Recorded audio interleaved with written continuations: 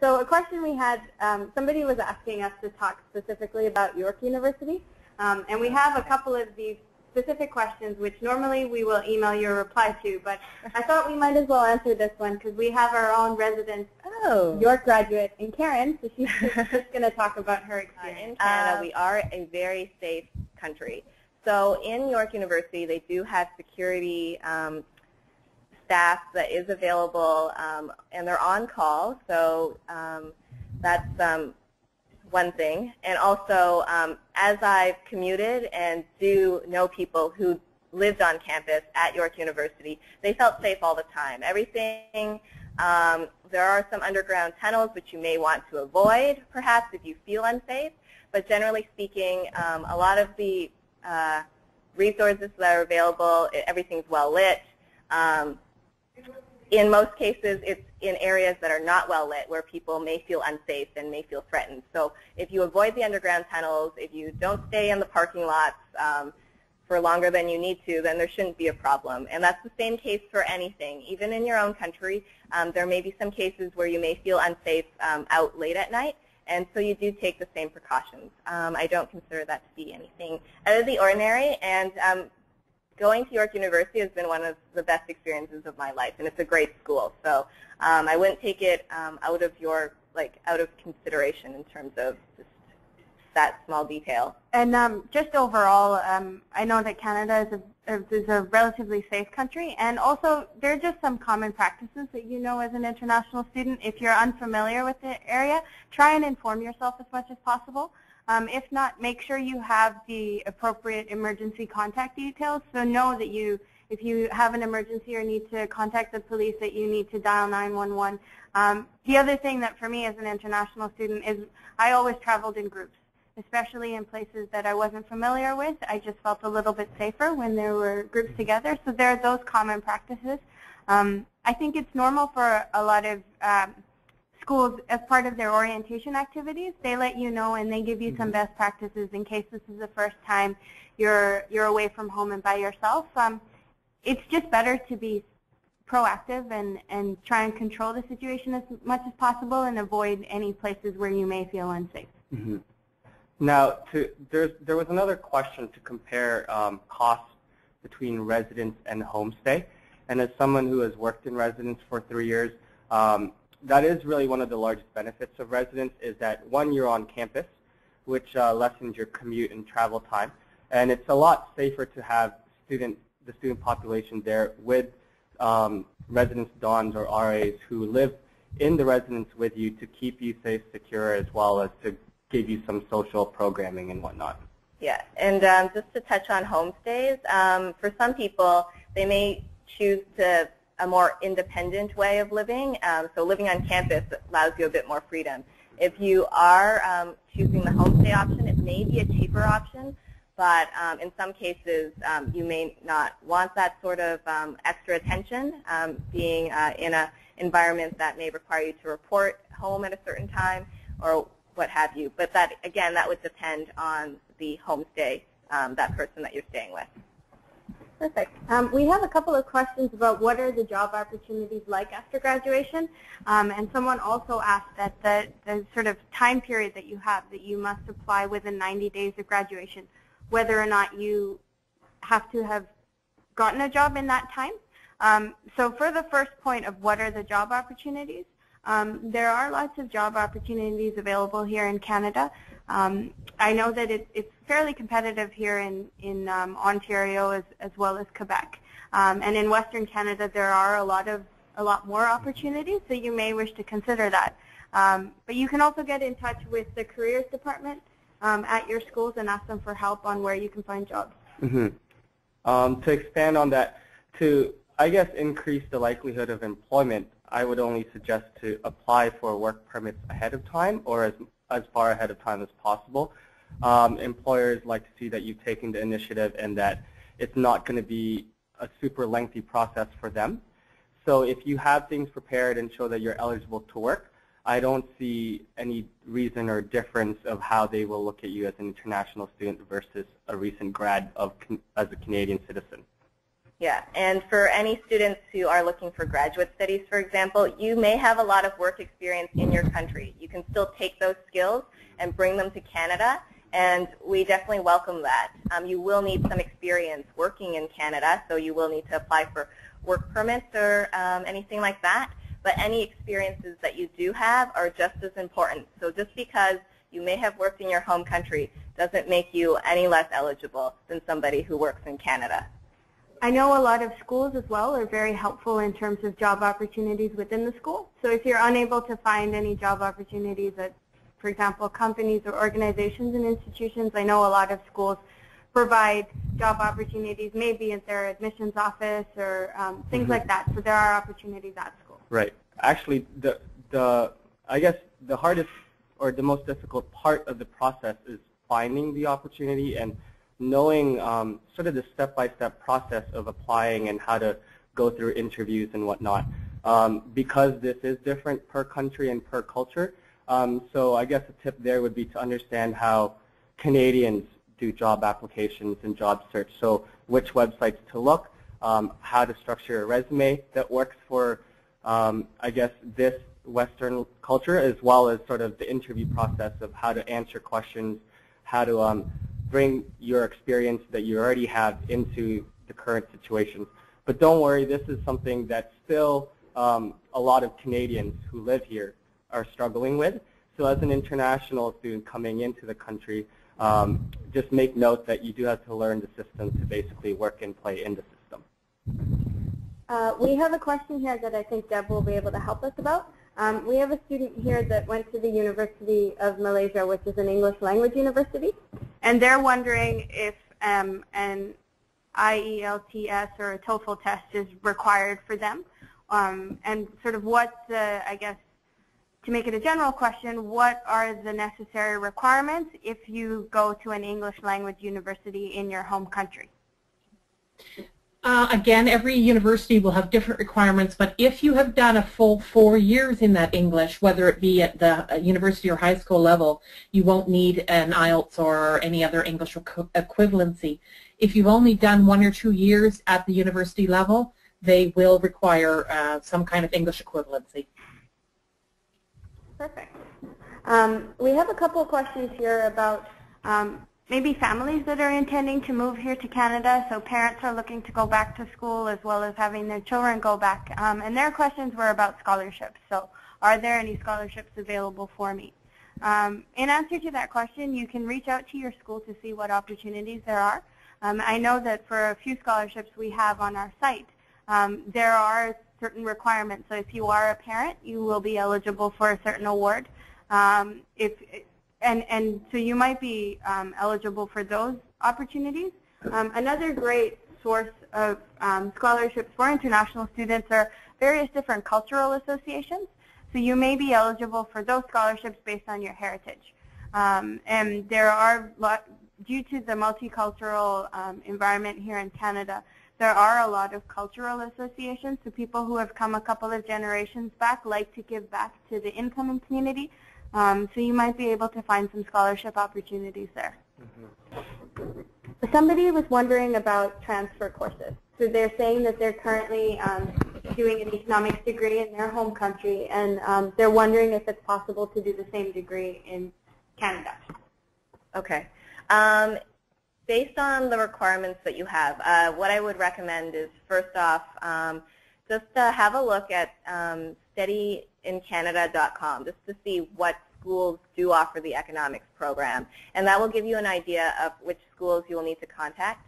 In most cases, the courses or the degree that you're taking, certain parts of it may be transferable because there may be some differences in the way that course was taught in your country and in Canada. You may have to take some extra courses in order to obtain that particular degree.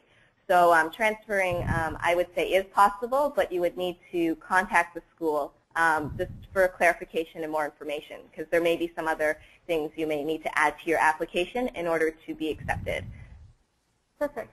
Another question we had, I think, is from another parent, and they're looking to move here to Canada, and they're asking about ways to improve their future employability. So what program should they go into? Should they come here and do a certificate program or a diploma program to build on their degrees from their home country? Now what we tend to find is when we reach out to our community at fairs, we meet a lot of students, but we meet a lot of parents as well. And parents, we often get phone calls as well, calling in saying, I'm setting up this account for my child. And then as we start to talk with them, they're like, actually, this site could be useful for me. So I guess my note to any parents or counselors or agents that are listening to this is our site is an excellent resource for you as well. I know in my family I've recently had some relatives that have moved here. And they've come primarily for my cousin's education, but my aunts have also enrolled in some courses here. So that they can make their employability a little bit better because they'll have a Canadian education. And for them also, it was a great transition vehicle. Basically, going to classes and courses allowed them to get comfortable with the Canadian way of life and the Canadian system. So for them, it was beneficial that way. Now, speaking from experience, my mom is actually a civil engineer back in the Philippines. When she moved to Canada, unfortunately, her education didn't qualify. And you'll find that sometimes this is a very sort of common practice or common experience for a lot of people. Canada is improving themselves in terms of how to, I guess, transfer education credentials. But speaking from experience from a single parent who had to work and raise a child, things like private career colleges and colleges are a little feasible and as well a little more flexible in time frame, so you can do evening classes, part-time work to work towards a degree. A university degree tends to be a little more extensive and requires full-time status or sort of a lot more hours for studying. So things like college degrees and career colleges are definitely something to look at in terms of how to get a certificate or something that will qualify you for different job opportunities and prospects. Perfect. We have another question. Do most Canadian universities have a cap for international student intake? That is a very good question. And I think it varies by institution. I know that generally speaking, schools have a goal in mind of they need to have a certain percentage of international students. And that can depend on the school itself. So what their policies are, how much integration and all those sorts of things they'd like. So in some places, there may be a cap. In other places, it might just be whoever applies or wants to come to the institution is welcome to come. You can ask the schools if you like. I know certainly when I was applying for boarding school in the UK, I was looking at schools that had a large amount of international students just because I felt I would be more comfortable in that sort of situation. The school I ended up going to exclusively had boarding houses for international students. And that was definitely helpful for me in terms of settling in and getting to know the country and the culture and having people there with me that were in a similar position. But then again, I know there are plenty of international students that like to be the only few international students there, and they like getting immersed in the culture. So yeah, I think it depends on the different schools. The next question we have, which I think maybe Deb will be able to help with, is somebody says that they haven't mastered English very well, but they would still like to apply to study in Canada. Do you have any tips or recommendations for them? As far as improving their English before they make a choice about what they're doing, is that? Yeah, I mean, and then also sort of what options are available to them here if they'd like to improve their English. Well, again, I would recommend that they go to your website and look for Languages School and go to the Languages Canada accredited website. And again, it depends what they're interested in. If you're interested in going to university, for instance, say you're interested in going to the University of Western Ontario, then there's a link on that website that will tell you how to apply to CultureWorks, or will give you our website. So that for the student, it's a one-step application. They go to that website, they say, oh, I'd like this program at this university, and this is how I get my English. So again, you would do, usually with an English school, you would do a test to sort of determine how long you would need in the English program prior to your conditional acceptance. And the universities, typically, at least the ones we work with, are very they process our applications year-round, so there's not the deadlines and that kind of stuff that if you're applying directly that you have. So it's quite easy to apply for the type of school that CultureWorks is as far as getting your university acceptance. As long as you're academically eligible, it's a fairly easy process. And again, once you get to Canada, all you concentrate on is becoming more proficient at English, so that you know you'll be successful when you get into that university or college program. Yeah, and I also want to add something to that. When you look at the, like TOEFL, for example, there's 4 different categories. So you got reading, writing, listening, and also like a essay writing component. And the essay writing component, generally speaking, is one of the most difficult sections for students where English is not their first language. So in terms of reading, you can read a lot of books and read the website, and the English language program is a great way to access that and to practice your reading skills. In terms of listening and speaking, joining clubs or any small groups like study groups, or even visiting a community center when you do happen to study in Canada, perhaps while you're studying at an English language program or institution, you have that opportunity to study and to practice. So it doesn't necessarily have to be in a school environment. And also with the essay writing part, take the time to access the resources that are available to you.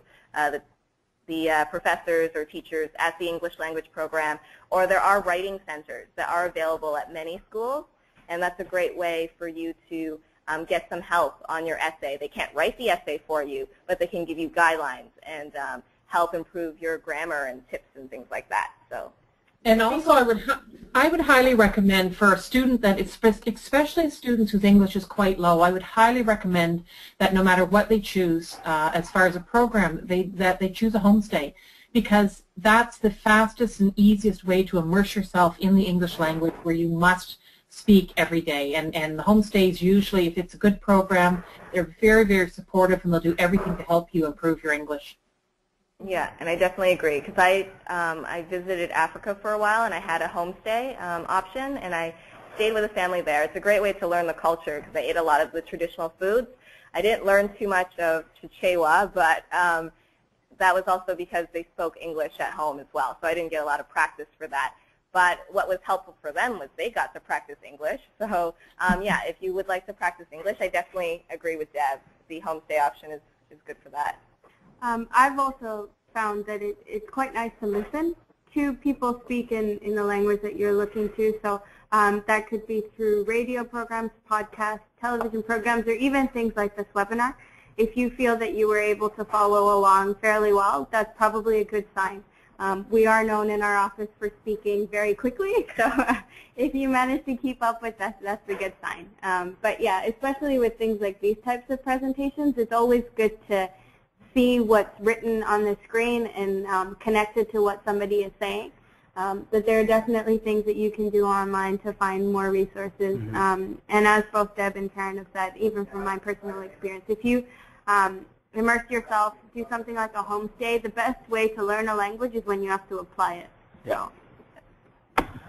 The next question we had, which I'm not sure I can answer, but I'd like to field it out to anyone, is if I don't have enough money to fund my education, is it possible to find a sponsor, whether it's a person or a company, who might be interested in funding my education? Now, the only answer that I can think of is this is usually, I think, a little bit more possible if you're looking for postgraduate education. So if you're looking to do research into a field that a company might be interested in, there may be some possibilities. I think there's no harm in asking, but I'm not too familiar with any sort of... In terms of international studies, I'm not too familiar with that. There may be some organizations, like Faiza mentioned, in terms of like postgrad, where maybe a company who's interested in your research, or they may have an office somewhere in Canada and you may be able to work there afterwards. When I was in Africa, there were situations where people may have been working, but they wanted to go to school to further their studies. And one way that they did that was through sponsorship, through companies or organizations that were in that country, in their country, and they sponsored them through school while they worked. And then after they worked, they would have to stay at that company for a certain number of years in order to apply that education. Yeah, I've actually read a success story, weirdly enough, of a student who took it upon herself to send personal letters to highly influential people. So executive directors or millionaires. Weird. And I think she sent out about 30 or 50. And all she needed was one response. And she received the one response from a millionaire who just so happens to have read it and was willing to do that. So I don't think there's a reason not to do it. It's a unlikely possibility, but I'd like to think that it can happen. Yeah. So if somebody else has done it, why not? I think that you should take every measure to pursue your dreams and to pursue your education. So if that's what it takes, then do so. Mm-hmm. But also put in the effort into, working and saving and planning so that, you have alternate options as well. I also similarly had a friend at university whose education was actually sponsored by a relative. So her parents weren't able to afford her education, but she had an aunt that was. And it can get a little bit complicated if you get family involved, but in her situation it was very much a sort of partnership as well. So her aunt was not only her aunt but also her sponsor in the sense that she had to maintain certain grades and spend within a certain budget. So those are options and those are means for some people as well. But in most situations there's no harm in asking. People don't feel offended if you do ask, and there's no loss really. I mean, you can ask, it might be a yes, and it might also be a no, and there are other channels to help you that way. And just to wrap up, again, thank you very much everybody for attending. It was a pleasure presenting to all of you. We hope you found this useful. We are looking forward to doing a few more of these international student-focused presentations, so feel free to send us your suggestions for topics. Thanks again to Deb and Ali for spending their time with us here today. We appreciate them taking the time to answer any questions, and if you want any more information about them, do let us know, and we can connect you with them.